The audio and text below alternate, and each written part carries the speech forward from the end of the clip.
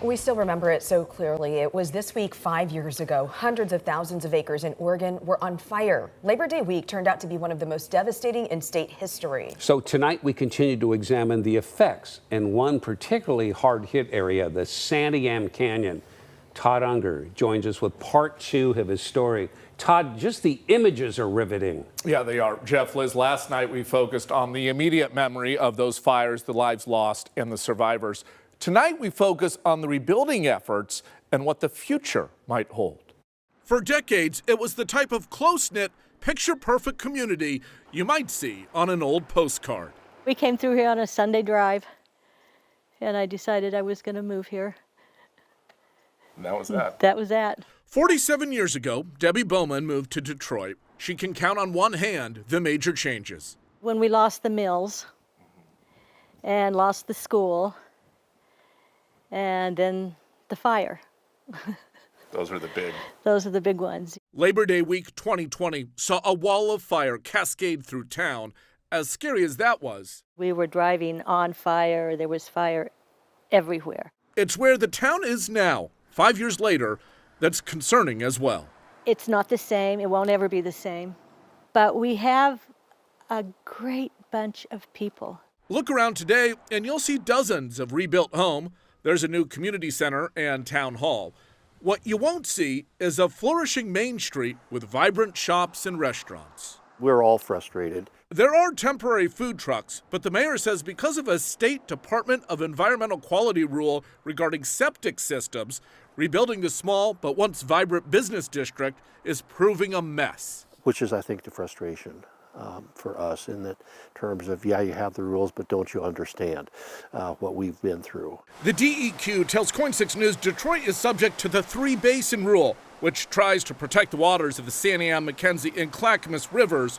Quote, due to the rule, wastewater in Detroit typically goes either to a septic system or a holding tank where it will be hauled to a wastewater treatment facility. There's not a community wastewater treatment facility in Detroit, and the rule currently restricts the release of treated wastewater into the river. Right now, efforts are underway to modify that rule, but it is taking months. You could hear the fire. It was like you got a blowtorch going. That's what it sounded like. We're sitting next to a time bomb. Which just all it's going to take is a spark. So eventually, it's going to blow. Last night, we met Billy Edge, who lived in Gates when the fire struck. He did rebuild, but then moved because the Marion County community simply didn't feel like home anymore. To me, I'm just not happy. I don't like what, I'm always, every time I go to even go outside and somebody's got a fire or burning something, it just immediately brings you back to thinking about it. Gates is in line for millions to expand its sewer system, which could spur some development along Highway 22. In Detroit, there's the same will to bring back business, but the how, it remains elusive for now. I hope in 5 years that we'll be back to it'll be a new normal, but back to normal. It's still a beautiful place to visit. It's just, like we say, different views and a different kind of beauty, but it is a beautiful place. Now, the mayor points out the speed with which they rebuilt those homes was pretty remarkable. And certainly if you track other communities hit by fire, it is pretty quick. We should mention the DEQ is holding a public comment period, and then there will be a hearing this month which could modify some of those rules, which might make it easier for restaurants or bigger businesses to build once again in a town like Detroit. Yeah, I think they're going to have some common sense here and modify some of these rules so this community can get back to what it was. Interesting, Billy, who lived in Gates, says, hey, I rebuilt my home, but then he's there and he goes, he left.